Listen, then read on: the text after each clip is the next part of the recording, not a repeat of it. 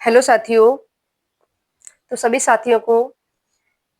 सभी मेरे मित्रगण, सभी साथियों को मेरा प्यार भरा नमस्कार। तो आज की क्लास हमारी है यूपी असिस्टेंट प्रोफेसर हिंदी विषय के सिलेबस में लगा हुआ अंजो दीदी नाटक। जैसा कि आप सबको पता है कि 18-19 अप्रैल 2026 को हमारी ये परीक्षा लगी हुई है। तो इसके लिए हमें तैयार होना है, क्योंकि अब टेक्स्ट बुक पढ़ने का इतना समय नहीं है। इसीलिए मैंने उसकी समरी टाइप में पॉइंट टू पॉइंट लिखा है कि ये नाटक का प्रकाशन, नाटक के लेखक, नाटक के अंक, दृश्य, सबके बारे में चर्चा की है।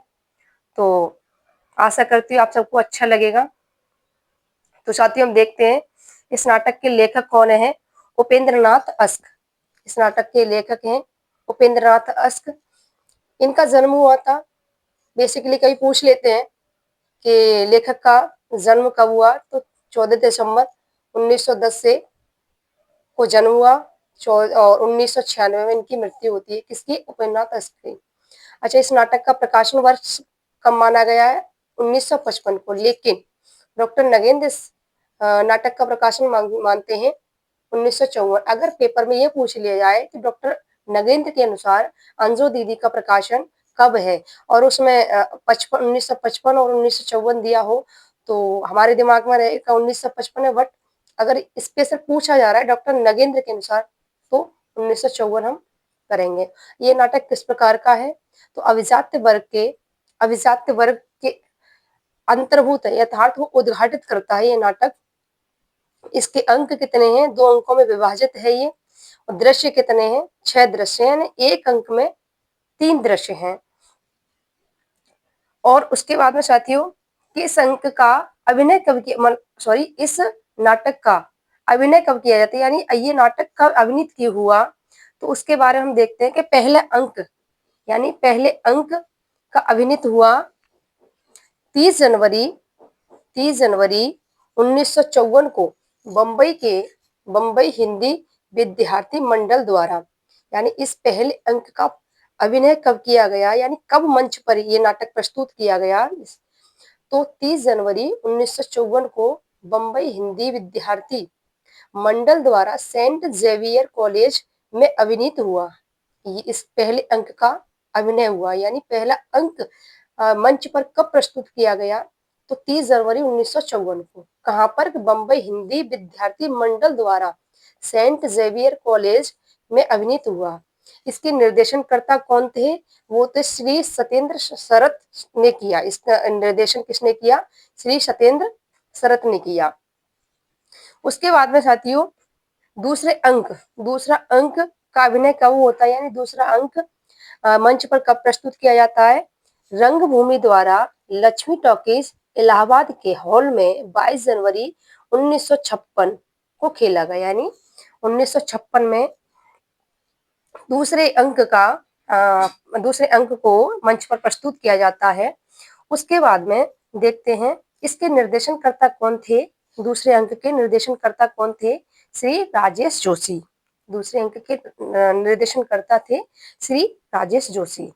साथियों, मैं ज्यादा चर्चा न करते हुए जो मेन पॉइंट है उनको ही बता रही हूँ, क्योंकि अगर हम ज्यादा चर्चा करते हैं तो क्लास भी लंबी होती है, प्लस इतना समय भी नहीं है कि विस्तृत रूप से चर्चा की जाए। इसीलिए संक्षिप्त रूप में मैंने आपको पॉइंट टू पॉइंट बताने की कोशिश की है। अब हम देखते हैं कि ये जो पहले 2 अंकों में विभाजित है, तो पहले अंक की शुरुआत कहाँ से होती है? ये तो हुआ पहले अंक। दूसरा अंक का अभिनय, यानी मंच पर कब प्रस्तुत किया गया। लेकिन ये जो 2 अंक दिए हैं, उनका मतलब ये है कि पहले अंक का को कब दिखाया गया, किस समय से शुरुआत हो रही है पहले अंक की, उसको हम देखते हैं कि गर्मियों के दिन में ये पूछ लिया जाता है कि पहले अंक की शुरुआत कब से होती है। कोई गर्मियों के दिन है, पहले अंक में गर्मियों के दिन है। 1933 ईस्वी को दिल्ली में अंजलि दीदी के बंगले की बैठक में और खाने का कमरा है। ये पूछ लिया जाता है। आप सबको पता है किस तरीके से सवाल पूछ लिए जाते हैं सिलेबस के अकॉर्डिंग। तो गर्मियों के दिन में 1933 ईस्वी को दिल्ली में अंजलि दीदी के बंगले की बैठक और खाने का कमरा है, वहां से इस नाटक की शुरुआत की जाती है। इस बंगले का हॉल है जो शनिवार को नृत्य कक्ष का काम भी करता है। यानी जो इस बंगले का जो हॉल है, बताया जा रहा है कि इस बंगले का जो हॉल है, उस हॉल का प्रयोग शनिवार के दिन नृत्य कक्ष के लिए भी काम में लिया जाता है। और इस बंगले का नाम क्या है, वो पूछ लेते हैं सवाल कि इस बंगले का नाम क्या है। तो इस बंगले का नाम है श्रीमती इंद्र नारायण की कोठी के नाम से इस बंगले को जाना जाता है। तो साथियों, ये आपको समझ में आया होगा। अब आते हैं दूसरे अंक की शुरुआत। यानी दूसरे अंक की शुरुआत किस समय से की जाती है, दूसरे अंक की शुरुआत किस समय की जाती है, तो वो देखते हैं हम कि 20 वर्ष बाद, यानी 20 वर्ष बाद दूसरे अंक की शुरुआत होती है। जगह वही है, समय बदल गया, यानी मौसम बदल गया, और जगह वही है। 20 वर्ष बाद सर्दियों में 1953 का एक दिन, यानी यहाँ पहले अंक का समय क्या था, सर्दी गर्मी है, और दूसरे अंक में का समय क्या है, सर्दियों का दिन है। 20 वर्ष बाद हो रहा है, यानी 1933 पहला था, 1953 दूसरे अंक का समय है। अभी ये यहाँ से हो जाता है, दोनों अंक का हमें पता चल गया किस समय से किस समय पे ये शुरुआत होता है, कहाँ से शुरुआत होती है इस नाटक की, कैसे होती है, ये हमने देख लिया साथियों। अब देखते हैं कि ये नाटक किसको समर्पण है, यानी इस नाटक को किसके लिए समर्पित किया गया है। उपेंद्र नाथ अस्क जी ने किसको समर्पित किया है ये नाटक। तो साथियों, मैंने इसको पढ़ा था, मूल जो प्रति है इसकी, मैंने मूल पुस्तक है उससे पढ़ा था कि अस्क जी के मित्र हैं श्री गोपाल दास, यानी श्री उपेंद्रनाथ अस्क जी के मित्र हैं गोपाल दास। उनकी बेटी है मधुलिका, जो तीसरे नंबर की बेटी है मधुलिका। ये 9.5 वर्ष की बेटी है, 9.5 साल की है, और इसको साहित्यिक रुचि ज्यादा है। और जब भी उपेंद्रनाथ अस्क जी की कोई भी पुस्तक प्रकाशित होती तो ये उसको पढ़ती। तो मधुलिका 9.5 वर्ष की है।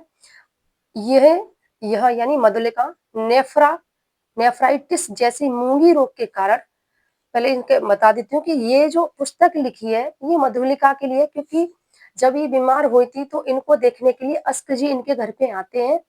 तो उस समय ये थोड़ी सी बेहोशी की हालत में होती है। तो गोपाल दास जी कहते हैं कि देखो, इतनी परेशान होने के बाद भी हमारी बेटी ने इस नाटक के 30 से 40 पेज पढ़ लिए हैं। तो उसी समय बेहोशी में से थोड़ा सा होश आता है, तो मधुलिका बोलती है कि नहीं, मैंने पूरा पढ़ लिया नाटक। तो आप इससे समझ सकते हो कि उस समय ज्वर था उसको, यानी बुखार में पीड़ित थी, तब भी उसने वो पूरा नाटक पढ़ा। तो उसकी साहित्यिक रुचि आप देख सकते हैं कि कितना उसे पढ़ने का शौक था। तो और इसको बीमारी क्या है ये पूछ लिया जाता है, इसको बीमारी क्या है, नेफ्राइटिस जैसे मूंगी रोग के कारण। और 16 मार्च 1955 को यह दुनिया को अलविदा कह देती है। कौन? मधुलिका। इसीलिए ये नाटक मधुलिका को समर्पित किया गया है। अब आते हैं साथियों नाटक पे कि नाटक में कितने पात्र हैं। तो नाटक में 11 पात्र हैं। पुरुष पात्र है इसमें 7, महिला पात्र है इसमें 4। तो हम पात्रों के बारे में चर्चा करेंगे कि इंद्र नारायण कौन है? वकील हैं जो अंजलि दीदी की, यानी अंजू के, उसको अंजू कहते हैं, पति हैं। इनकी उम्र 38 से 40 साल बताई गई है नाटक में। उसके बाद में अंजलि आती है। मैंने ये थोड़ा सा अंजलि को यहाँ लिखना चाहिए था, बट नीचे लिख दिया मैंने। अंजलि कौन है? जो नाटक की मुख्य नायिका है। तो अंजलि, जिसको अंजू नाम से जाना जाता है, इसकी उम्र कितनी है? 30 वर्ष। अच्छा, अंजलि और इंद्र नारायण का एक बेटा है नीरज, जो 11 साल का है, कक्षा 5 में पढ़ता है। अनिमा कौन है? अंजलि दीदी की सहेली है, जिसे अन्नू भी कहते हैं। इसकी उम्र है 25 वर्ष। श्रीपत भाई है अंजलि का, जो 27-28 साल का है।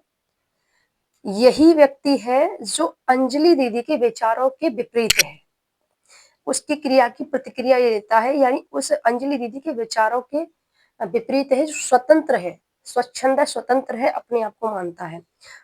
और इस नाटक में एक जगह नृपत कौन है? कभी पूछ लिया जाए कि अंजलि दीदी के बड़े भाई का नाम क्या है, जबकि स्पष्ट रूप से हम लोगों को पढ़ने में आया सिर्फ श्रीपति को हम जान पाते, लेकिन एक जगह दिया है कि नृपत अंजलि दीदी का बड़ा भाई है। जब एक पत्र आता है, कहते हैं कि श्रीपति का पत्र आया है 6 साल बाद वो आ रहा है, तो ऐसा कैसे हो सकता है? अंजलि कहती है निंद्र नारायण से, ऐसे कैसे हो सकता है? 6 सालों में आज तक श्रीपत ने कोई भी खबर नहीं ली।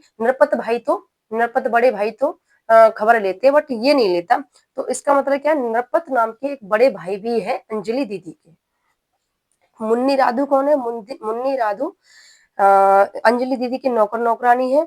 और ये यहाँ से शुरू होती है कहानी, जब अंजलि दीदी मुन्नी से बोलती है कि तुमने नाश्ता नहीं लगाया, 8 बजे सुबह नाश्ता हमारा लग जा, मतलब 8 बजे उसको नाश्ता चाहिए, मेज पे आ जाना चाहिए। तो मुन्नी से शुरुआत करती है अंजलि दीदी। उसके बाद में चाहती हूँ, अब यहाँ थे दूसरे अंक के पात्र। दूसरे अंक के पात्र हैं, अब यहाँ पे पहले अंक में अंजलि दीदी का निधन हो जाता है, यानी देहांत हो जाता है। उसके बाद में दूसरा अंक आता है। दूसरे अंक में नीरज की शादी हो चुकी है, पहले अंक में ही शादी हो जाती है। और दूसरे अंक होता है नीरज पति है, नीरज 31 साल का है। इसकी ओमी पत्नी है, जो हूबहू अंजलि के पद चिन्हों पर चलती है। अंजलि के गुण अवगुण सारे ओमी में समाये रहते हैं।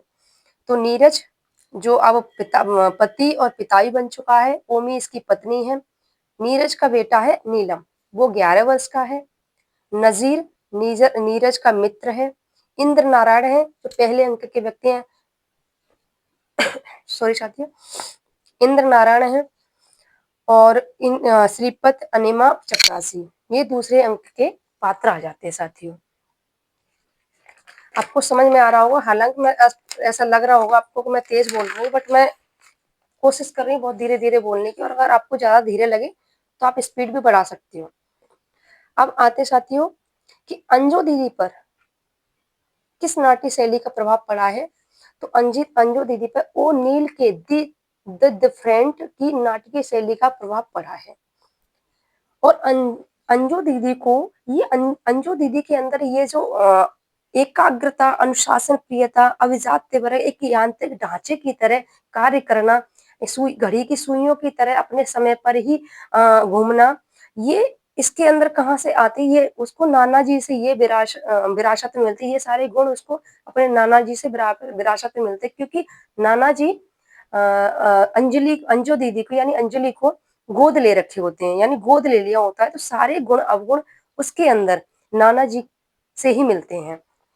तो इस नाटक के बारे में डॉक्टर नगेंद्र कहते हैं कि नाटक को रोमांस से निकालकर आधुनिक भावबोध से जोड़ा, यानी अस्क जी के बारे में कहते हैं डॉक्टर नगेंद्र कि अस्क जी ने नाटक को रोमांस से निकालकर आधुनिक भावबोध से जोड़ा है। अच्छा, इसी नाटक के बारे में दशरथ ओझा कहते हैं कि नाटक की मूल समस्या पति पत्नी की विषमता है। साथ ही ये पूछ लिया जा सकता है कि अंजू दीदी नाटक के बारे में किस आलोचक का कथन है कि इस नाटक की मूल समस्या पति पत्नी की विषमता, या इस नाटक की मूल समस्या पति पत्नी की विषमता किसने माना है। और आपको ऑप्शन दे दिए जाएं, दशरथ ओझा, डॉक्टर नगेंद्र और रामविलास शर्मा, मतलब आपको 2-4 ऑप्शन दे दिए जाएं तो आप बता सकते हैं कि इस नाटक की मूल समस्या पति पत्नी की विषमता कहते हैं। कौन कहते हैं? डॉक्टर दशरथ ओझा। और क्या कहते हैं वो? कि कहते हैं कि अस्क ने 1943 में इसको लिखना शुरू किया था, यानी अंजू दीदी नाटक को 1943 में लिखना प्रारंभ किया था। और 12 वर्ष बाद 1955 में ये नाटक पूरा किया, दशरथ ओझा ने ये कहा है। अब इस नाटक की थोड़ी सी विशेषता देखेंगे, यानी अंजू दीदी की थोड़ी सी विशेषताएं देखेंगे कि अनुशासन प्रिय महिला है, अभिजात्य वर्गीय महिला है, यांत्रिक ढांचे को डालने की प्रवृत्ति, अपने आप को, यानी अपने आप को और अपने साथ जितने व्यक्ति रहते हैं उन सबको यांत्रिक ढांचे में डालने की प्रवृत्ति रखती है। वो नाना जी से विरासत में मिले उसको गुण है। और साथियों, ये नाटक हमारा यही समाप्त हो जाता है। ये सारी विशेषताएं उसके अंतर्गत समाई हुई है नाटक के अंदर और आपके अंजू दीदी के अंदर। और साथियों, इस नाटक में चर्चा की गई भूचाल साप्ताहिक पत्र है, जिसका संपादन आपके अस्क जी करते हैं। गुरु घंटाल एक साप्ताहिक पत्र है। सितारों के खेल उपन्यास है, ये अस्क जी का सितारों का खेल उपन्यास है। मंटो मेरा दुश्मन संस्मरण है। रेखाएं और रेखा चित्र 1955। तो साथियों, आपको ये क्लास कैसी लगी? आप बताएं, कमेंट करें, चैनल सब्सक्राइब करें, लाइक शेयर कमेंट करें, चैनल सब्सक्राइब करें। और आपको ऐसे ही पर डे एक क्लास मिलती रहेगी जिस पर हम संक्षिप्त रूप में टेक्स्ट बुकों पर चर्चा करेंगे। मैं भले 1 पेज 2 पेज में कराऊं थोड़ा-थोड़ा, बट ये है कि आप उसके आपके समझ में आता है, क्योंकि हम सब लोगों ने पढ़ रखा है ये। अब हम सबको रिवीजन करना है। ऐसा नहीं है हमने पेपर दिया था उस समय पिछ 2025 में सबने पढ़ रखा है, बट थोड़ा-सा हमें रिवीजन करना है। तो रिवीजन के तौर पर ही मैं आपको ये क्लास दे रही हूँ। तो आप बताना ये क्लास आपको कैसी लगी। और अब आपके पास रोज़ाना एक क्लास जाएगी और आप मेरा भी हौसला बढ़ा सकते हैं और मुझे सजेशन भी दे सकते हैं कि आपको क्या सही लग रहा है, इसमें क्या और मुझे प्लस करना चाहिए, क्या माइनस करना चाहिए, कुछ अनर्गल लगा हो, है ना? कि नहीं, ये वैसे तो मैंने वही चीज़ रखी है जो पेपर के अकॉर्डिंग है।